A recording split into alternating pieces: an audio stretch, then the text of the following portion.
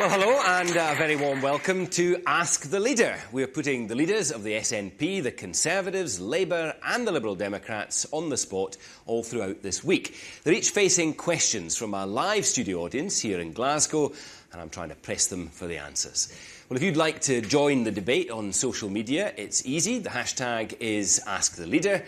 You may know that we heard from Willie Rennie last night, and we're going to speak to Ruth Davidson and Nicola Sturgeon later in the week.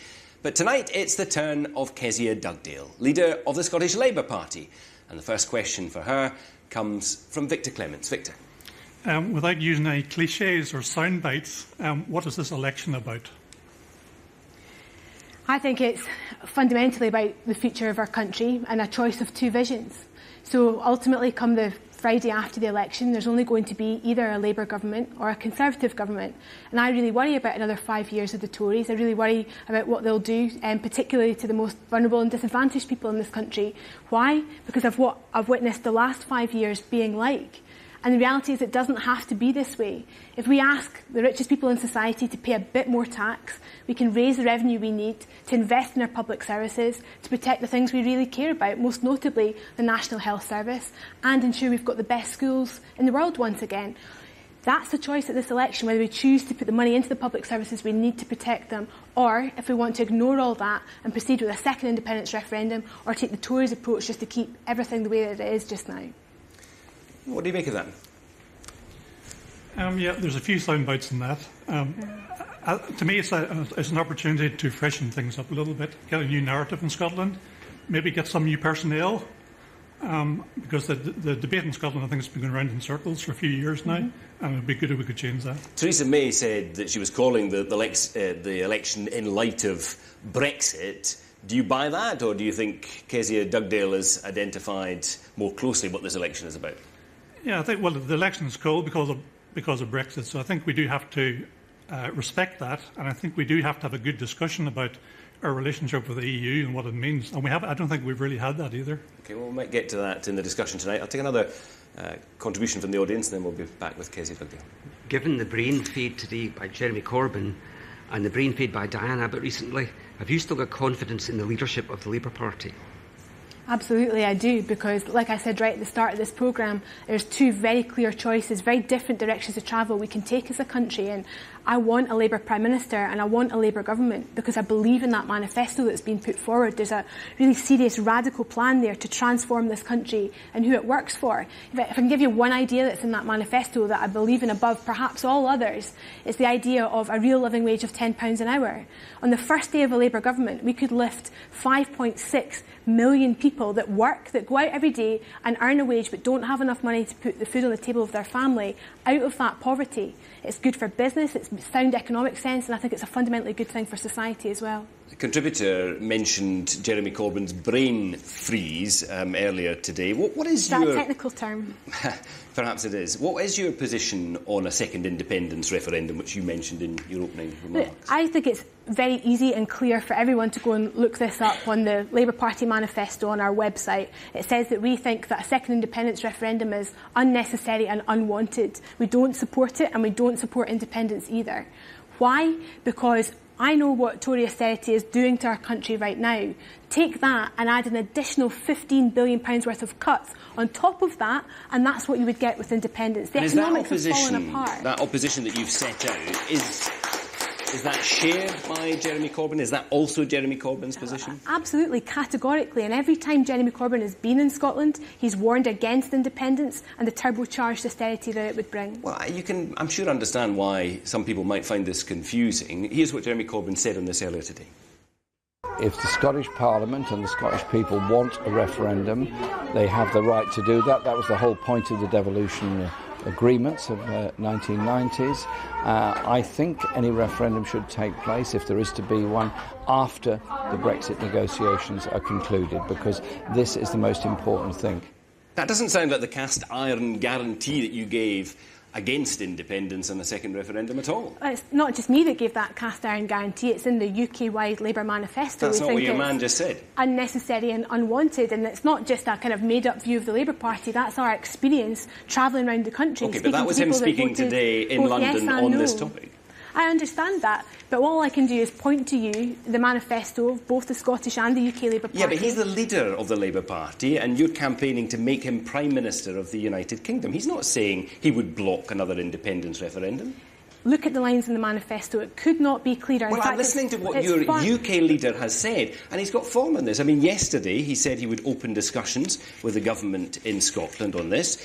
Earlier in the year, in March, he said if the Scottish Parliament decided they wanted to have a referendum, then that would be wrong for Westminster to block it. The Scottish Parliament has decided to have a referendum. I could read out to you. He's not going to block it, is he? He is going to block it, and I could read you out. What's he going to do to block it? And I could read you out 100 different quotes where he's talked about the damage that independence would do to communities across Scotland. I could have brought them into the studio tonight. Oh, I'm not saying he hasn't spoken out against independence. What I'm saying is he is not prepared to block independence because he says if the Scottish Parliament wants it, they can have it. He would prefer that they waited until after Brexit, but he is not saying no. What is clearer than You've got two different positions. No, we don't. We've got fundamentally different positions. That's not correct, Glenn. There is one very clear position, and that's in the manifesto that people can look up at home tonight on the internet, and it says very clearly we don't support independence, we don't support a second independence referendum because of the turbocharged austerity that it would bring. I've mentioned that to you several times already. Yeah, but that's not what he said. It says, in fact, it's in the manifesto, Glenn.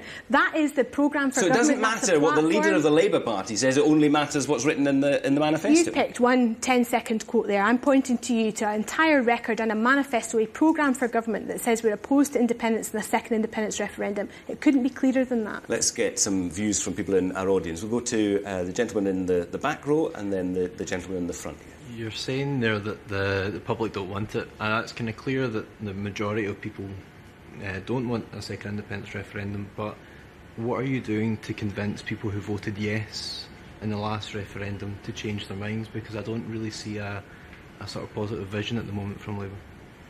Okay, do you want to pick up on that? Sure. I mean, I understand there are lots of people around the country that are frustrated about how this country works and whose interested it works for. And my argument to them is that we can tackle a tremendous amount of the poverty and inequality that we're faced with in this country by using the powers that the Scottish Parliament has. We've got tremendous new tax powers and welfare powers that means that no longer can we just turn to London and blame the Tories. We can choose to do things differently in Scotland if we have the political will to do it. Now, what I witness in the Scottish Parliament every single day is the SNP accept the cuts from Westminster and then pass them on to communities across the country because it helps them to advance their case for independence. But he was asking about how you were trying to... He was specifically asking how you were seeking to win back yes voters in the 2014 referendum. Exactly. You're attempting in this interview to set out opposition to independence. How does that help? Well, I was about to make the next point, which was I can therefore tell you how we use the powers of the Scottish Parliament to end Tory austerity. The tax proposals that my party advocate... OK, but that's not an issue in this election because it's a UK general election. It absolutely is, because it's about the amount of money that we spend on our public services. I'll give you one example, Glenn. I have a proposal to increase the amount of child benefit that we get in this country by £20 a month by 2020. I'm only able to argue that here tonight because I can point to how we use the tax powers of the Scottish Parliament to raise enough money to do that. That would lift 30,000 children in Scotland currently living in poverty. Yeah, but that depends who gets elected at Holyrood, not at Westminster, right? It's about how much money we spend on our public services, and that is a direct issue coming out of this general election. The Tories want to shut down the state, close things off. Labour wants to invest in the fabric of society. That's the choice at this election. I did promise to bring in some more voices from the audience. I think the gentleman in the front row was wanting to come in. Just and going then back in the middle. for a minute, do you think the comments made by David Dimbleby about lazy media focusing on negative things about Jeremy Corbyn during this election, when there are much more fundamental issues if you look at the Labour Party manifesto? OK, I'm going to take the gentleman in the middle here and then I'll come back. I understand you're principally against independence, and that's laudable. I understand that, and that's fine to take that position. But what I don't understand is why you're completely against even considering the Section 30 order. So if you put yourself in the place of another piece of legislation that's been put in front of the Scottish Parliament, and that was to go down to Westminster, the Tories are in power, and they were to carte blanche basically say, we are not going to consider that piece of legislation. So I think the point that was being made in relation to Jeremy Corbyn is that at least he's going to open up dialogue as opposed to just putting your head in the sand. And I think there's a really strong distinction that needs to be made in terms of principally opposing something and then that formal Section 30 order. OK, just to explain, a Section 30 order is the way in which the UK would give Holyrood the power to have another independence referendum if it so chose. Are you against giving that power? I will answer that very directly in a second, but there's a point to make just before we get to the details of that, and that's why we're in the situation where we're even contemplating a second referendum at all. Now, I'm spending every day at the moment speaking to people on their doorsteps across the country, and I am astonished by the number of people who are genuinely angry that we are being asked to develop and go back to these arguments of the past again. We were told it was a once-in-a-lifetime, once-in-a-generation opportunity, and we're barely 2.5 years later on. Nicola Sturgeon's justification for trying to argue for a second referendum is Brexit. She'll say everything's changed because of the result of the European Union referendum. OK, and the direct answer you promised? But the problem, well, this is really important, Glenn, because we're not spending enough time in this campaign talking about this. Well, I'm just trying to get you to address the question that was asked, which was about the transfer of the power for an an independence referendum. I don't think there should be a second independence referendum. Yes, but would you oppose transferring the power? And you've got to give me more than 5 seconds to make the point, because there are now 3 different positions the SNP have on Europe. So if they're saying their justification for a second independence referendum is Europe, but they can't then tell you how an independent Scotland would be in Europe or would be out of Europe or have a relationship like Norway does with the European Union. I understand that you're against independence, and I understand that if we were having another referendum we would be having a debate about the merits or otherwise of independence. But today the questioner is asking about the transfer of the power. Would Labour block the transfer of the power? We've said that we wouldn't even countenance any form of a second independence referendum until the conclusion of the Brexit negotiations, because it's only at that point... So you might consider it then? No, Glenn, we're against independence and a second independence referendum. I'm trying to answer a very detailed question. Why is it that Jeremy Corbyn says that he would support the will of the Scottish Parliament and you, a member of the Scottish Parliament, won't? I don't know how many times I can say to you the detail of our policy on this is in the manifesto. It says we don't agree with a second independence referendum. But no, the guy didn't get the answer to the Section 30 question. If we're at the point of we're having a vote over Section 30, that means that there's been a negotiation already between the Scottish Government and the UK Government, an acceptance that the referendum is going to happen, a franchise agreed, a question agreed. We are so far away from that. I don't want to countenance that, because I'm still in the business of trying to stop a second independence referendum full stop, because the people of Scotland time and time again tell me they don't want it. People who voted both yes and no want to leave those arguments of the past behind us and get on with the day job of fixing our schools and our hospitals, which is long overdue. I take that on board, but you haven't answered the question, to be fair. I believe you said in other forums in relation to this that you believe it shouldn't be blocked by Westminster, so I don't believe you've answered the question directly. Well, both myself and Ruth Davidson, actually the leader of the Scottish Tories, have said if it was to get that far where you're in the position of having a Section 30 order, you'd agreed there was going to be a referendum, there'd been a negotiation between 2 governments, of course you would be talking about a different situation with regards to blocking it. You wouldn't block it? Glenn, you can't be just that. You're asking me. I can ask a straight question and it's not a straight question, though, because you don't even know what the independence question would be, who the franchise is, the level of that negotiation. But in principle... But it's not about the principle, it's about the detail. You have to be so careful. We're not going to get any further on it. We'll move on to another question. It comes from Angela McGinley, who submitted it from home, and she's asking if Jeremy Corbyn would rule out a coalition with the SNP. Jeremy Corbyn has said no deals, no pacts, no coalition with the SNP, no suggestion of a progressive alliance. Why? Because we don't accept that the SNP are a progressive party. The truth of that is every time they've had the powers in the Scottish Parliament to make different choices from the Tories, for example, to raise the money that we need to stop cuts to public services, they've refused to use it. And I also don't think there's anything progressive about trying to break up the United Kingdom. That's the best means we have in this country to redistribute both power and wealth. I want to be able to tax the wealth in London and the south east of England and share that across the United Kingdom where it's needed, including in the poorest communities in Scotland. Why is it OK for Labour to go into coalition and partnership with the SNP at the local government level, but not at a UK level? Well, in local government elections, we have a single transferable vote system. That means that in the last council elections just 10 days ago, not a single council across Scotland produced an overall majority for one party. That means there has to be coalitions, deals, pacts between different political parties. But if there was a hung parliament, then presumably there would need to be some kind of arrangement as well. It's very different, Glenn, because we had 29 local authorities across Scotland where nobody won overall control. The SNP and the Tories refused point blank from the very beginning to talk to each other. So once again, it was down to the Labour Party to try and find the best deal in each of these local authorities where we could stop the cuts, we could protect jobs and have plans in place to grow local communities and their public services. You've taken a position where you've suspended Labour councillors for doing deals with the Tories, but yet That's not why they were suspended. They broke the rules of the Labour Party. The rules said that our National Executive Committee had to approve any deals. They didn't approve that deal, and that's why they were suspended.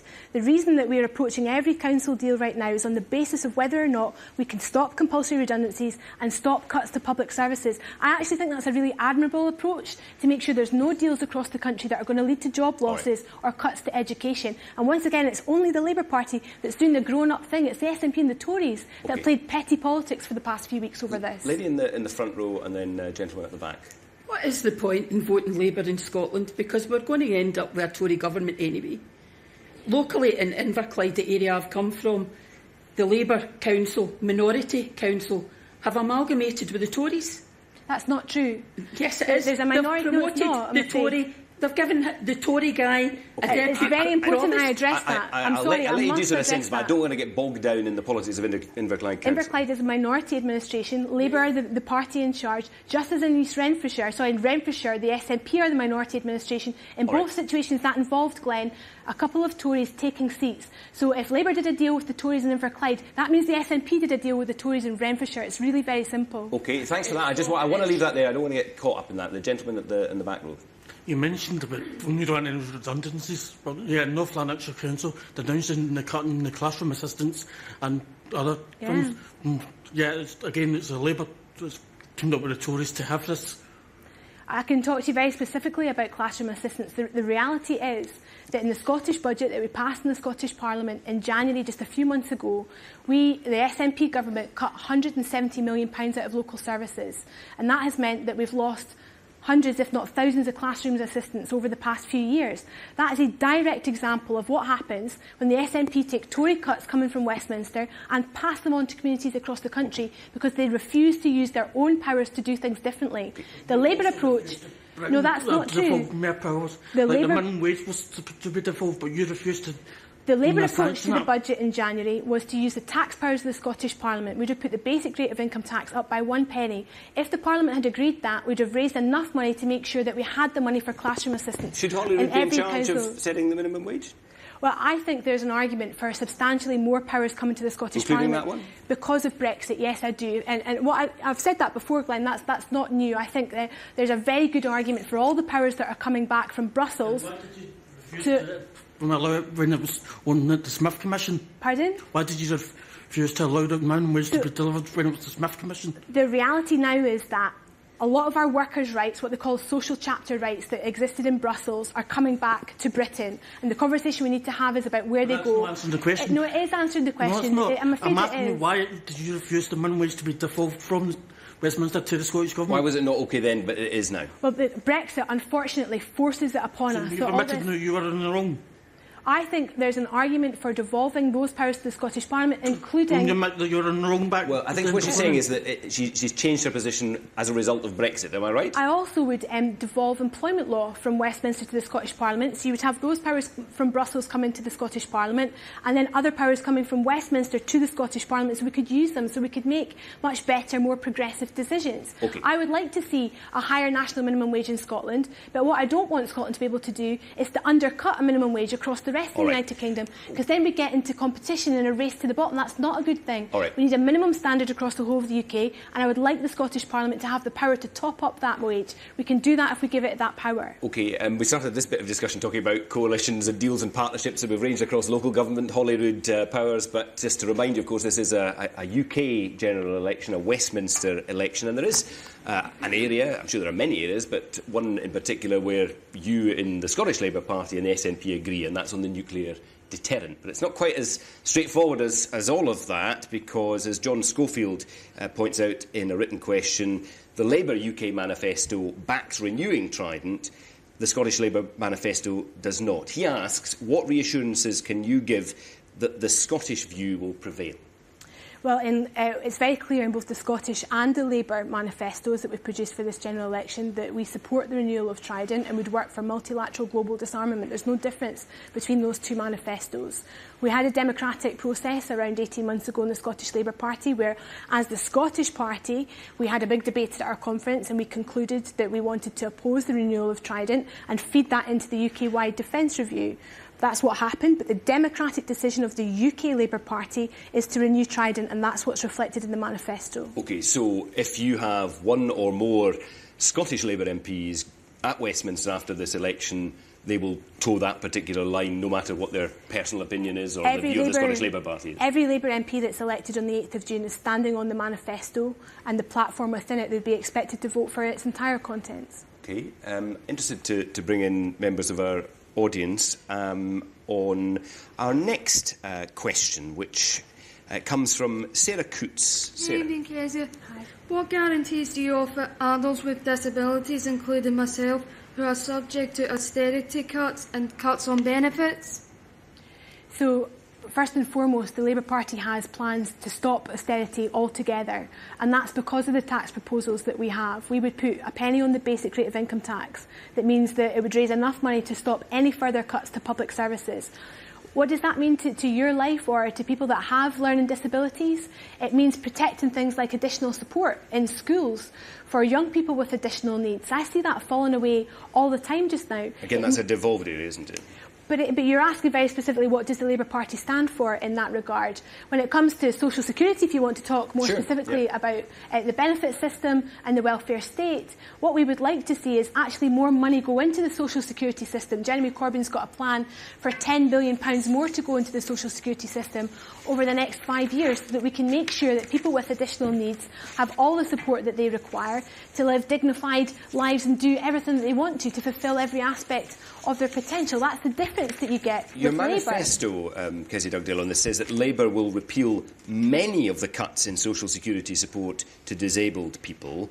Which ones will it not restore? So, I mean, obviously there's a huge number of different aspects to the social security system. We would actually like to see the overall benefits bill come down. And one of the ways that you can do that is by having a real living wage that means that work pays more, so you've got fewer people in receipt of benefits that top up their wages. What we want to ensure, though, however, in particular, is that people with disabilities have every element of support that they need. We've seen an attack on the mobility allowance right now. That's giving disabled people the transport support that they need to get from A to B. That's one example of a welfare proposal. So that's one that you would reverse, that one? We would reverse that. Which ones would you not reverse? Because it says here that you would repeal many of them, but presumably not all. So the options aren't just to reverse or to repeal. You can reform these benefits as well. So we have said that we would reform universal credit, for example. Right now, the Tories want to cap that or limit it when you have a family with more than 2 children in it. That's a reform that we would make. But what we're trying to do is to make sure that the overall social security system is funded properly so that we can help people who want to work access that work and make sure that work pays properly. And for those people that can't work, the safety net there that we built as the Labour Party, the welfare state, supports them to live their lives in the way that allows them to live with dignity and respect. I'll come back to the questioner and then to the person sitting next to you. Hi, Kezia. Can I just come back to the questioner first of all? What did you make of the Labour leader's answer? Good. I just hope they don't cut. So I don't want Tories cutting our benefits. And what benefits are you in receipt of that you're worried about or have already lost out on? I can't remember. Sorry.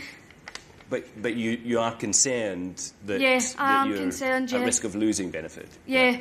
Okay, thanks and very much. And losing my car as well, my mobility car. Right, so that is something that you currently benefit from? At the moment, yeah. Okay, well, the Labour position appears to be to restore that. Lady next to you, yes. Hi, Kezia. I'm Sarah's mum, and what you're saying is you would support people back into work, specifically people with disabilities. How does that come into fruition? Because from my perspective, what is the support you're going to give when you have, young people who maybe can't travel independently, who can't drive? What employment opportunities are out there? Because there isn't many employers, and I can speak personally about this, that will take a real risk and a real leap of faith in people with additional needs who can actually be a really, really valued member of the workforce. And with the greatest respect to you, it's wordplay. Because there's actually nothing there concrete that says to me that by voting in for a Labour government in Scotland and UK-wide, that you would then be able to, increase employment opportunities. Sure. So in the past, the Labour government had a great deal of success at this by supporting supported workplaces. So examples would be places like the Engine Shed in Edinburgh or Blindcraft. Or Article 19 arrangements was the technical term for it, where you could use public money to create employment opportunities for people with disabilities. What happens is we got Tory austerity and the cuts, is much of the public money that helped support those jobs and those opportunities was stripped away, and they were left as private companies to operate in the ordinary marketplace, and many of them failed, and many of those jobs for people with disability disappeared with it. So the Labour approach is to provide public funding for supported employment places so that people with disabilities can access work and gain the skills that they want. And that's something you would absolutely see a return of if there was a Labour government, and it's one thing you'll never see with the Tories. OK, just on the wider welfare system, as I understand it, at least according to the Resolution Foundation, the Conservatives' plans are to reduce spending by $5 billion by 2021, a further $5 billion. On benefits. On benefits, on welfare. And you've pledged to give an additional $2 billion towards of that, therefore offsetting, 2/5 of those cuts.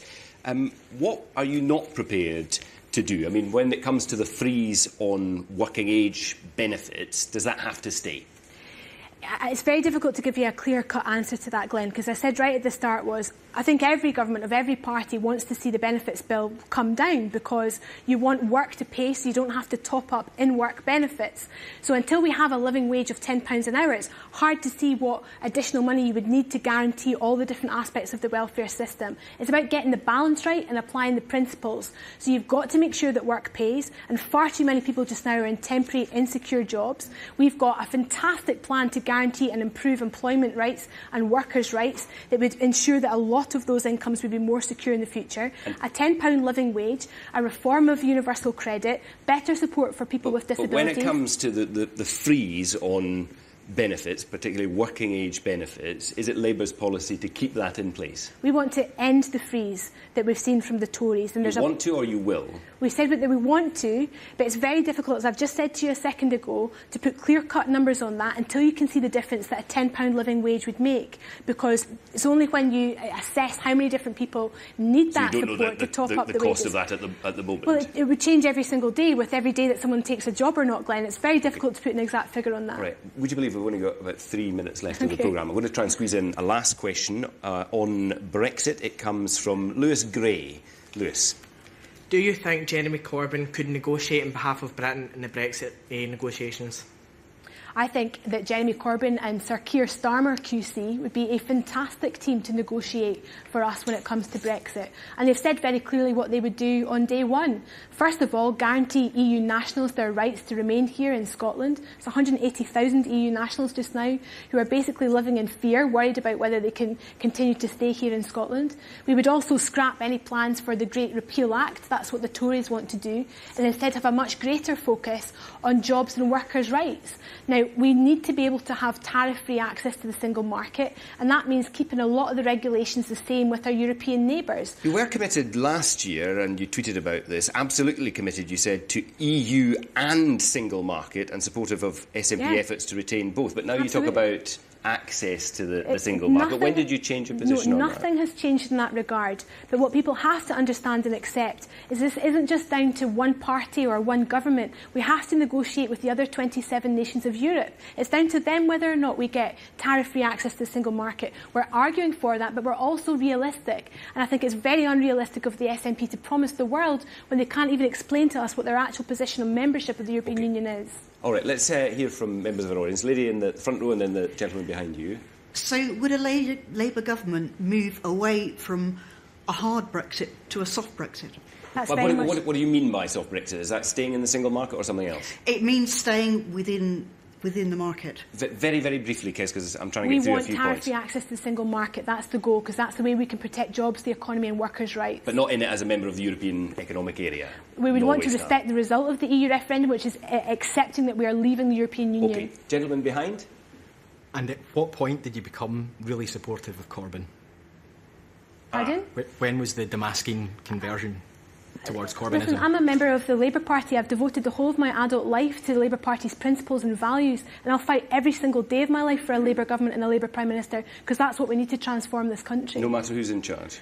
I want a Labour government and a Labour Prime Minister, and I support Jeremy Corbyn. I voted for a different person, yes, but he's the leader of the Labour Party. I'm immensely proud of the platform for government that he stands on. And at that time you said you didn't think Jeremy could unite the party and lead Labour into government. He cannot, you said, appeal to a broad enough section of voters to win an election. Has that changed? Well, the polls are closing. The people of this country seem to think that he can do the job, and there's 8 days left to get that Labour government and the Tories out. Very last thing, Jeremy Corbyn has been appearing on the other channel, on BBC One, on the One Show, and apparently his wife has been asked, what's he not good at? What do you think she said? Probably cutting the garden hedge outside his front door that you always see on the news. That's not a bad guess. It was housework, actually. Housework. I don't know if there was any discussion of girl jobs and boy jobs, but I know you're quite allergic to that kind of chat. Yeah, there's no way Jeremy Corbyn would argue that. Thanks very much for spending the time with us and taking the questions from me and from the audience. Ask the Leader. We'll be back not tomorrow, but on Thursday night with Ruth Davidson. It's Nicola Sturgeon on Friday, but from all of us tonight, good night.